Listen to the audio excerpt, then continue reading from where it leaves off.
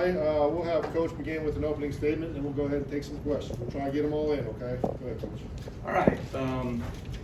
I thought reviewing back on last week's game, I didn't think we played the way the game is supposed to be played from a defensive perspective, which is, for us, playing with tremendous effort and finish, hard shoulder tackling, playing with violent hands and block destruction up front, and then certainly having an urgency to create takeaways, and we did not do that to any level of consistency. Certainly that's not acceptable, not something that any of us as coaches or players are going to accept from ourselves. I thought, when you look at the game, our keys to victory, number one, was to do our job and to do it with consistency, and when the ball declares, play with a high level of intensity and urgency. And I thought we played too much on our heels against them. I thought, number two was to be situationally elite, which we have been at times, but this season. But I thought one of the real keys to the game as we started making adjustments against the run is that we were not able to get off the field on third and long situations. That's something that we've really been we've excelled at this season thus far, but we were not able to do it in the game, and so certainly some things that we've got to make sure that we get adjusted and tweaked so that we can get back to playing great third down defense. And then, create takeaways was our third key to victory. And we felt like it was an opportunity for us to take the ball off them if we played aggressive and physical. Credit them, they did a great job of taking care of the ball and still having an aggressive mindset in certain downs, and they managed the ball and the clock really well. So when we don't get any of our keys to victory done and we don't play with Bama fundamentals, that ultimately falls on me as the defensive coordinator. It's my responsibility to make sure that we get our players to play at the highest level possible and to become the best versions of themselves on game day, and we certainly did not get that done on Saturday. We are all have an urgency to get that cleaned up and to get that better moving forward. I thought the guys had a really good demeanor yesterday as we met with them. I thought they had the right mindset, very workmanlike, ready to get back to work, challenging each other, challenging themselves, had really great conversations with our staff, had really great conversations with our leadership on defense in order to make sure that we're giving the players the things that they need to be at their best on game day. So credit them, they played with an edge. They had a bye week, they had a really good plan. They executed on kind of all their new things that they did, a lot of new things that we saw consistently throughout the game, not just in the first series. Thought for us, we adjusted to some of the things they did in the run game, but we didn't do it consistently, and then obviously on third down we didn't get off the field. So really those are the two things that we feel like we've got to be focused on moving forward, becoming more consistent when we do see some of those non-traditional run pictures that the triple option presents to you, and then getting back to playing third down defense the way that we have played. So felt like, really you look at third down defense this past week and then fourth down defense in the second half against Georgia, not to the standard. So really for 6 quarters there, third and fourth down, we have not operated the level that we're capable of. Otherwise, we're looking at probably different stories in both those games. So that being said, the guys are ready to respond on Saturday. We're already working to have a good plan thus far against South Carolina. Have tremendous respect for Shane Beamer, another coach's son, and have tremendous respect for his dad and the pedigree and legacy that he's grown up under. I think he's done a tremendous job everywhere he's been, both as an assistant and a coordinator in special teams, and certainly what he's doing in terms of building momentum for that program overall. Dow Loggins, their offensive coordinator, I've known for a number of years. He was a walk-on quarterback at Arkansas. My dad was the defensive coordinator there, and then he kind of left right as I came in and played there at Arkansas as well. Has done a tremendous job in his career, numerous years in the NFL, and so they have done a really nice job of kind of fitting their personnel, getting their quarterback in position to be able to go make plays for them both in the passing game and with his feet. So we'll have a tremendous challenge for us for sure. But our guys, myself included, Our coaches cannot wait to get back out on the field on Saturday in Bryant-Denny. I think we're going to play with a level of urgency that our fans will appreciate, and a response that we all expect for Alabama to have on defense going into this week. Thank you, Coach. Let's start front right here with Nick. Yeah, you touched on adjustments a little bit, but could you get more into what adjustments you tried to make at halftime, and then how Vanderbilt responded to those adjustments? Yeah, so I thought really some of the plays that they had in the first half were some things that we had not seen on film before. Some things that they were doing out of on-ball tight end pictures versus off-ball tight end pictures. We made some adjustments with our front and some things that we were doing with our defensive ends in terms of assignment responsibility, and that helped us out on first and second down. Got them to a number of third and long third down situations where we didn't execute and get off the field, and then they did a really nice job of holding some things throughout the game, and so they would throw new wrinkles in consistently throughout the game, which kept us in a constant pursuit of adjusting to what they were doing. And I thought they had a really good game plan in that regard.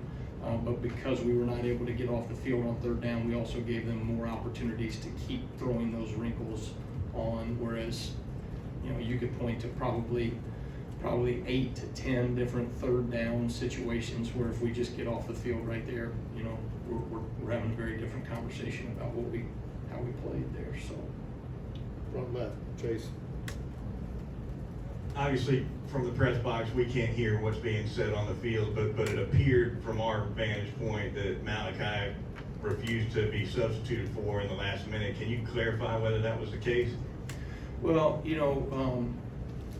Malachi Moore, I'm not sure anybody cares more about Alabama football than Malachi. And in that moment, when emotions are running high, certainly, he has been held accountable, for some of the actions and the penalty that incurred there at the end of the game. I think Malachi's handled it really well with his teammates. We are, continuing to work to make sure that we address it the right way across the board. But I got to tell you, when we first got here, Malachi has had our back from day one as a coaching staff coming in. He's been incredibly supportive. He's been a great leader for our players, and really does things to the level and standard that we would want them to. Just in that moment, I think got a little bit emotional, and so in that moment we were going to try to settle him down just a little bit. Sometimes those situations, it's better just to let them calm at a later time. So, but again, I thought he has handled things really well since that point, and has taken the level of accountability that Coach DeBoer implemented, and has done a really good job moving forward. Go to Ryan on the back right. Coach, how do you evaluate rushing the passer through the first few games, and are you satisfied with what you're seeing so far? And what are you challenging your guys to do? Yeah, I think right now we have elements to being able to sustain being a good pass rushing defense. Right now, I think we're inconsistent against some the athleticism that you're going to see week in and week out from some of these quarterbacks. It's really critical that you keep quarterbacks in the pocket. It limits their ability to see windows. It limits their timing, and really kind of constricts some of these throwing lanes that quarterbacks can see. We didn't do a good enough job of that, and that's probably one of the biggest indicators of us not executing on third downs. We gave them space. We gave him time to be able to make some decisions, and then we didn't address some things in man coverage well enough either, even when we had a chance to get a guy on the ground. So from a pass rush standpoint, I think we have shown some really positive attributes there, but not consistent enough, to play at the level we think we're capable of on third down defensively. Go to Steven, back left. Coach, what's kind of the next step of growth in the young corners, especially when you're in position, you're trying to make a play on the football, just targeting and attacking the ball? I think, it was the number one key to victory that we talked about this week was do your job consistently, all right, with urgency and physicality. and do not get bored at doing the same high-level job over and over again. And that's really challenging for a corner, especially when you're dealing with an option-style team where, you know, you're getting ran off, and all of a sudden now you're getting ran off and it's a go ball. It's a one-on-one. And you look at our corners, and those guys defended the ball in the air at times well, but we didn't do it consistently enough, you know what I mean, to be able to make the play when it mattered most. And I thought that really, you know, was kind of an overarching theme, is we didn't make the plays that we needed to make when the ball came our way as a defense, and they certainly made their plays, and that was ultimately the difference. Let's go to Tony on the front left. Yeah, just news just broke that Jaheim Otis has decided to opt out. Did you have a discussion with him about that, and kind of how did that go about? You know, I think for Jaheim, obviously, you know, he's been battling some injuries. You know, has not been able to perform or produce the way that any of us would like. But you know, my focus is really on the players that are going to do everything they can to help us win football games, and so that's really where my focus is right now. Go to EG. Coach, simply put, how do you get this defense back on track? Yeah, I think you know, I think for us, it's making sure that we're keeping the main thing. For us as a defense, there's a lot of good things that we're doing. Certainly when you deal with a triple option style offense, there's certain elements and things that you need to make sure you get cleaned up moving forward. There's certain things that we put on tape that we may see moving forward, and there's other things that, you know, are you're not going to see from a more traditional style offense. I think in times like this, it's natural for everyone to hit the panic button. And for us, I think we need to make sure that we're keeping the main thing. Are we playing with great Bama fundamentals? Are we leaning into our keys to victory on game day, and are those things showing up on tape? And then certainly for us, when you ask specifically, I think there's some things that we got to certainly clean up on 3rd and 4th down that really the last 6 quarters I don't think that we've done to the standard that we're capable of. So that being said, probably the only other piece to that is there's a way the game is supposed to be played from a defensive standpoint with physicality and urgency, and I thought we played a little too much on our heels last week, and certainly that's going to be the #1 thought process as we game plan this week, is getting our guys to play at a really high physical level. Go back to the left front with Colin. You mentioned the difference between a team like Georgia or an offense like Georgia compared to an offense like Vanderbilt. Do you find any inconsistencies in terms of fundamentals that need to be improved over the course of those 6 quarters? I think specifically when you look at it, really against Georgia, it was 4th down. You know, not getting stops on 4th down. There's some things in man coverage that we need to make sure that we're handling, and that goes across the board from the corners to the safeties to the linebacker support and man coverage. There's some things that we've got to make sure, you know, coverage is handled differently, be it off the situation, whether it's red zone, open field, but on 3rd and 4th down, those windows have to be as tight as possible. And there's some things fundamentally that we can keep working to clean up. We have shown those things. I think again, to answer the question that was brought up before, it's about building consistency in your young men. It's about building consistency in your young players, and some things that we've got to continue to be able to work through. You know, I wish I had the magic genie button, you know what I mean, whatever you want to say hey, we're going to give these guys, you know, the experience they need to be able to maneuver moving forward.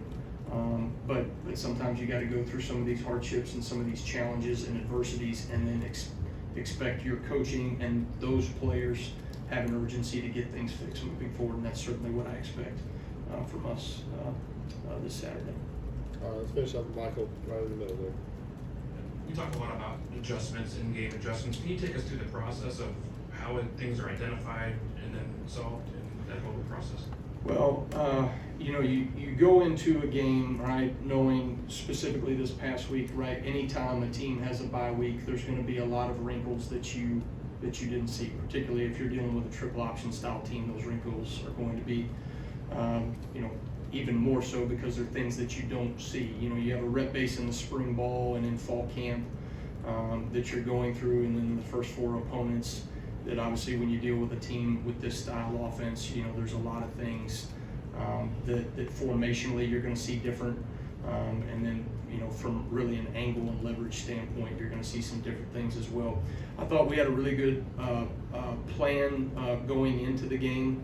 I thought there were adjustments, that as we went in, we saw that there were some things in the first half that they were doing. We waited a couple of series to make sure that we're seeing things, properly, made small little tweaks and adjustments and calls. And then in second half, I thought we made some adjustments that allowed us to get them into 2nd and 8+ situations, and then, really 3rd and 7 or 8+ situations as well on the run. They averaged, I think it was 3 yards per carry in the game.